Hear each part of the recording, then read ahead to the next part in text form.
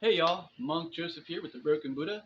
Today I want to talk about a slightly controversial and difficult topic, reverse Daoist breathing. Uh, I kind of got drawn to my attention yesterday that I needed to make an updated video of this because I've learned a lot. I'm not going to remove that video because stuff like that happens and you wouldn't have this video without it. But the reason it's controversial is because there are a lot of masters with half a dozen to a dozen books on the topic still won't answer your questions as you're going through the curriculum. And then if you go to meet them, they are either going to talk you in circles, um, shoo you off, or they'll just give you like half of an answer. And I actually attest this more to like if you ever seen my Sad Guru video. Sad Guru hypnotizes people. These people are more hypnotists than they are martial artists. They just like to baffle people with BS and talk them in circles. That's why they can't give you an answer, and most people fall for it. I mean, just like Sad Guru. I'll have to repost that video soon.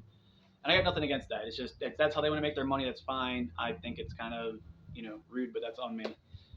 Anyway, so that's why it's kind of controversial. Uh, I do want to point out also that I don't do, I don't build that much reverse breath, or yang qi, if you will, because it's just not necessary, right? The only reason I would ever do what I'm about to tell you is if I was getting ready to fight to the death in the next 2 weeks, or if I had like an extreme yang deficiency that I needed to fix. And even then, you got to be a little careful because it can play havoc on your physiology if you don't know what to watch out for and how to keep it clean.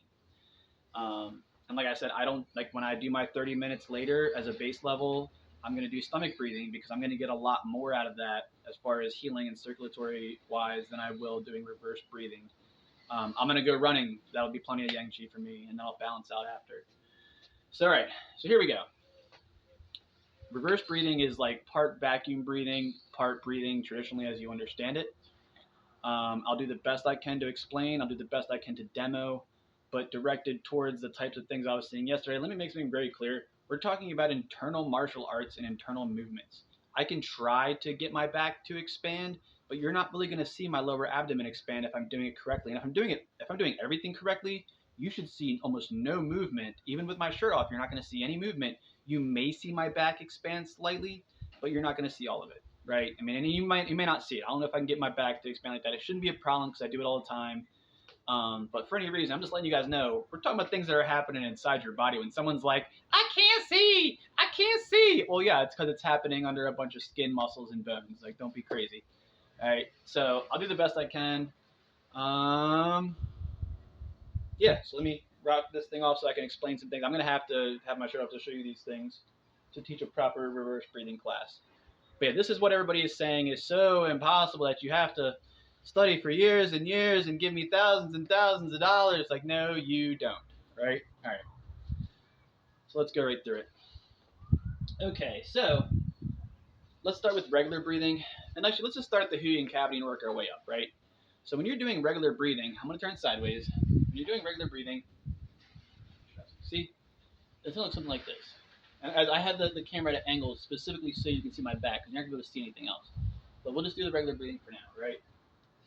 You're going to focus on expanding this area from about approximately 3 fingers down, right here, is where you want to aim your expansion of blood pressure and oxygenated blood. So you'll feel it kind of like, and you should, we'll get into that later. So we'll start there. As you're doing this for Buddhist breathing, you also want to know how to expand your Huyin cavity, right? And I'm just going to cover Buddhist breathing really quick so you understand the basics. So when you're expanding,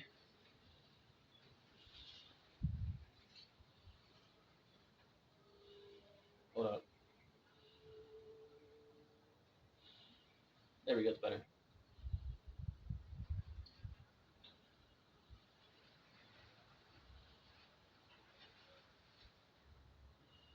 So if you see, I'm getting close to the solar plexus and it is rising, but this is coming out first. And if you do it right, your kidneys should come back at the same time. See my kidneys expand?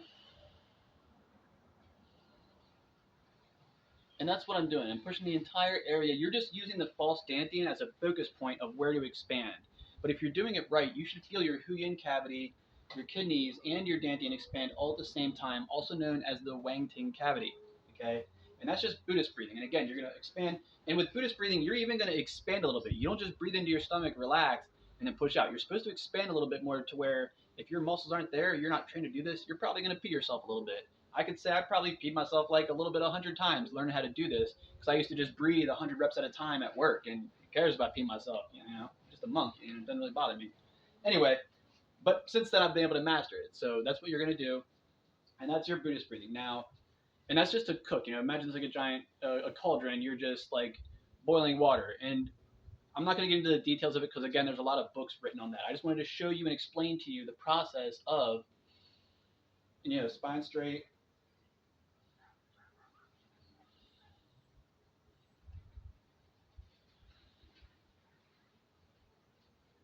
Okay, straight from the front.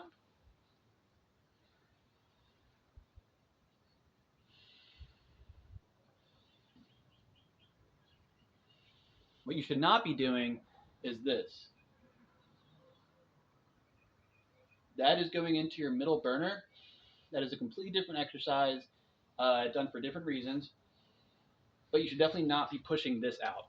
And I see that a lot. Where people are pushing here first. No, you push here and let it rise out. You'll see it goes out, and then the rest of it kind of pulls out. Now, that is a different exercise accomplishing something else. That's why we're not touching on that. Furthermore, I was told by a Tibetan Buddhist nun that getting too much bioelectric function or blood or air trapped here will actually cause you to be paranoid if you're not aware of doing this on a regular basis. All right. Okay, so that covers everything Buddhist breathing. Again, I'll make another video to get more in depth with that stuff, and there are already videos on here for these things. All right, so now we'll cover the reverse breathing. So reverse breathing, as I said before, is a combination of blood pressure and natural breathing. So watch, so I'm not going to breathe any air. So breathe out all my air, and then I'm going to vacuum breathe. All right.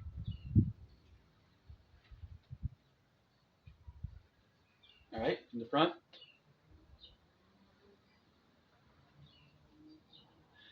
To accomplish that, I breathed out my air, and then I just sealed off my throat, and you try to pull in air, and you'll feel yourself suction in.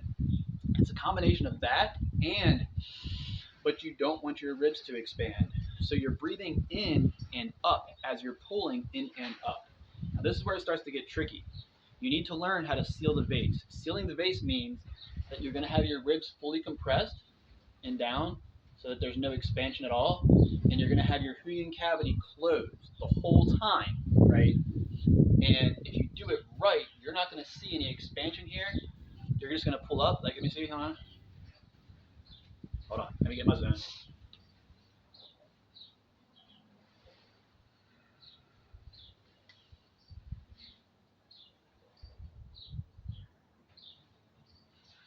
All right, so you might be seeing some flexion, but whatever it is, I'm just controlling my ribs from coming up. And then when I breathe out, I am expanding my lower dantian, but I'm also using the muscles to contract it at the same time, the same way that you use your Kung Fu belt for. Eventually, you got to take that belt off and be able to operate without it, compressing your lower dantian at the same time that you're compressing it out. I'll go from the side, and then I'll try to expand my back. We'll see if it works. If not, I'll make another video just for that, but I will continue this video. So same thing, right? So I can do this right.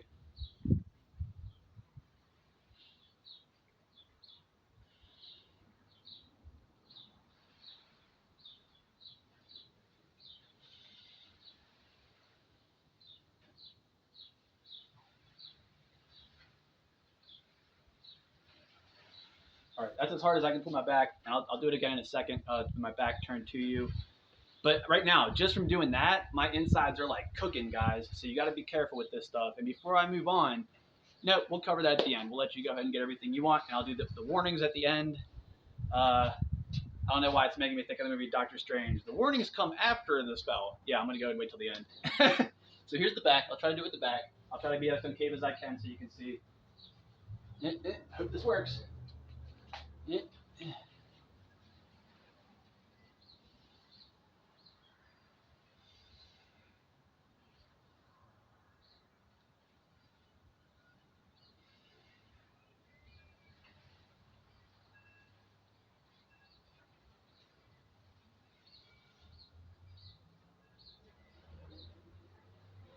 All right. So that's the best demo I can do. I'll go back and watch it and see if it was functional at all. But when you see stuff like that, I can try to do it. Let me see if I can do a little bit of Starbow Gin or fan crane. If you're here, you're doing your Starbow Gin, a better chance of application.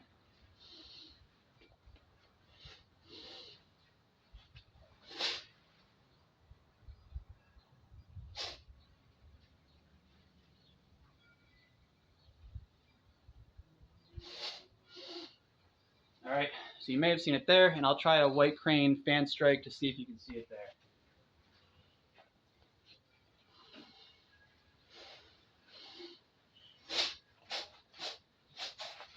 What up? Okay, that's all I wanted.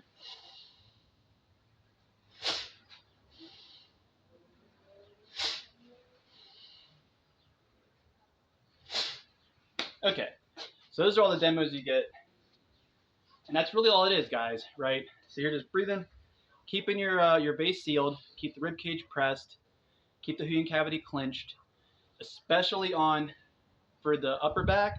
You need to really focus on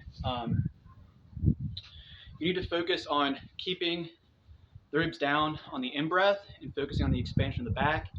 When you're pressing down, you need to focus on expansion and contraction at the same time. Now, I was told in China when you're doing reverse breath that it is like a rich food that should only be eaten every once in a while.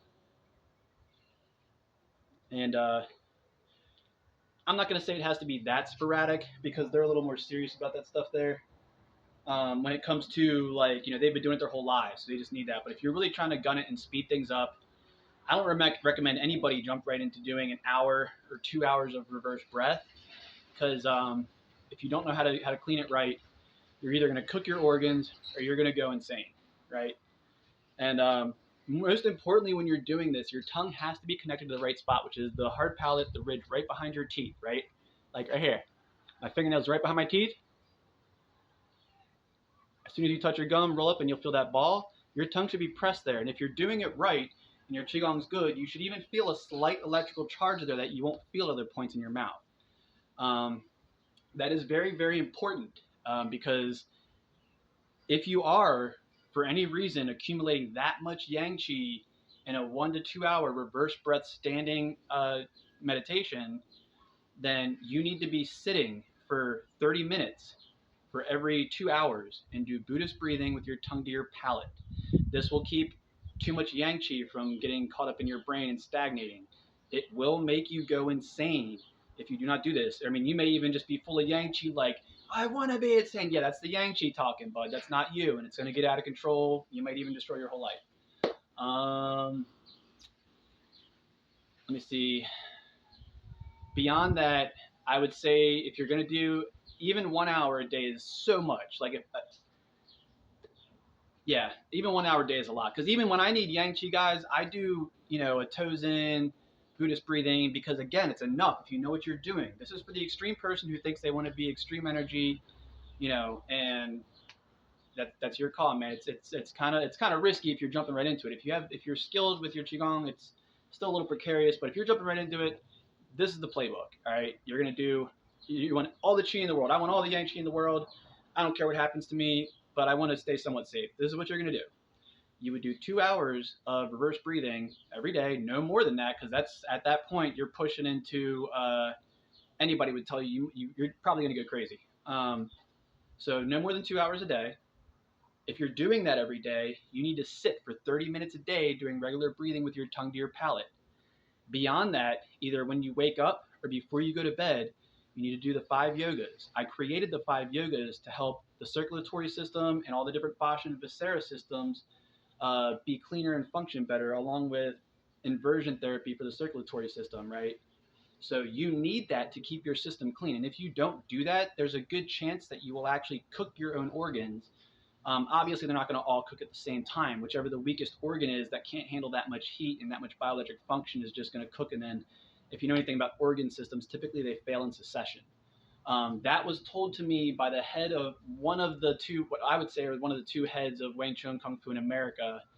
And yeah, we've talked about it before. I've felt my organs cooking before. It's not a pleasant feeling. If you know how to kind of fix those things, it's okay, but you should never be in that position, so be careful. If you do the 5 yogas, you will be able to alleviate you'll be able to express enough chi and alleviate enough stagnation that you shouldn't have to worry about that too much, right? But you have to do it every day. I mean, if you're building 2 hours of reverse breathing chi, then you need to do that. You need to do the 5 yogas to keep yourself clean so you don't have any problems, and you have to sit 30 minutes every day so you don't have any psychological problems, right? Moving forward out of that, since I did say I would teach for martial purposes, what you saw me doing, and again, it wasn't like the greatest demo, but what I was doing was, when you see it in martial purposes, It's really hard to explain how to do this. So where the back expands is about here, right? So when you are striking and you have that breath, you have to do two things, not really in your mind, but you have to understand these two concepts to be able to make it effective. One, that reverse breath you pulled up, imagine it like kind of bouncing off of here and shooting out of your Laogong point. That is the expression. While at the same time, imagine the blood pressure itself shooting down into your system like an arrow and you're catching it with your Huyin cavity, right?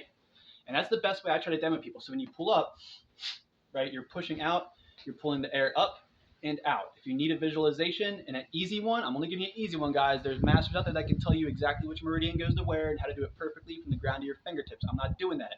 This is just for people who need a basic understanding. So you're going to pull your air or chi up, bouncing off here, shooting down your arms, out your Laogong. At the same time, the recoil of the gun, you're dropping your blood pressure down like an arrow shooting into your lower dantian and being caught by the Huyin cavity, okay? And at the same time, you should also be, depending on what you're doing, you should be relaxing and dropping the shoulders and lowering your center of gravity, even if it's just a millimeter. You should probably go for like an inch or two, like any other striking style, but you want to kind of, you want to drop a little bit because it's more than just the internal side of getting out that bioelectric function and manifesting the energy, but also just like when you drop your weight, it's the same thing. You're dropping your weight, your guts, everything at the same time. So yeah, and I'm not going to get any more into that. We'll have to talk about that at a different time. But that's the thing. When you're shooting your strikes, you should be pulled up. It comes out your hands at the same time. Shoot that arrow and catch it. And I've done enough tests with this that I know that when you do that shooting with the arrow and catching it routine, you'll get a better chi manifestation or stimulation out of your hands. You'll feel the magnetic pressure or whatever you want to call it. Yeah, I still have a lot of candle tests to go through, but I've done enough to know that toothpasting it is never the answer. Being able to, some people think that if you pull up all the air and then you squeeze it out like you're doing Ashtanga yoga or one of the other extreme upper pleural cavity yogas, that's how you get it out. No, for reasons beyond my understanding, you have to drop and expand the girdle vessel at the same time while compressing it, and that will give you that clean strike. But that's what nobody could tell me for years and years and years. I studied Kung Fu for 20 years, and nobody could just say this to me for, even with the amount of money you pay, they're still not going to tell you because they just don't know. And there's more pieces to that. There's all kinds of, there's a million different details to that, depending on how clean you're trying to get your chi to manifest, why and how. And guys, remember, we're talking about chi manifestation. Me moving my hands is a bioelectric function. I have to send signals to my arms to do this. So we're not talking about conjuring Hadouken. Yeah, that's not what we're talking about here. I mean, I guess if you put in enough time reverse breathing and didn't cook your organs or go insane, it's theoretically possible. But I stay in reality, so I just enjoy the magnetic sensation of having, just being a bipedal being that has bioelectric functions. It's not, you don't have to take it so far. So, and if you get on my explanation of the 5 yogas or anything, it's real simple and clean cut. See how long we go in here. It's not too bad for a whole reverse breath. Yeah. So if you have any questions, leave them here. I think I covered everything. How to not go insane and cook your organs. The actual pattern on how to do it. Make sure you do the 5 yogas. Yeah. So do the 5 yogas not to cook your organs. Sit for 30 minutes a day. And guys, even if you're doing regular breath for an hour or two a day, you should be sitting for every 2 hours of building chi. You should be sitting for 30 minutes and with your tongue attached to drain and doing regular expansive breathing out of your stomach, Buddhist breathing. All right, and I'll make more videos about this sooner. But again, I got reminded to do this last night. So yeah, I hope this covers everything. I look forward to some of the comments in here because there's going to be people on here talking about, yeah, I spent thousands of dollars too, and why couldn't they just say that? Why was it so difficult? Well, because then you wouldn't have came back and given them more money. It's that simple. Luckily, I do these things for free these days. All right, so that's it. I think that's the best I can offer. Again, there's a lot more different types of reverse breathing and variant types of breathing for martial and healing purposes. So, do your research. I hope this helps, guys.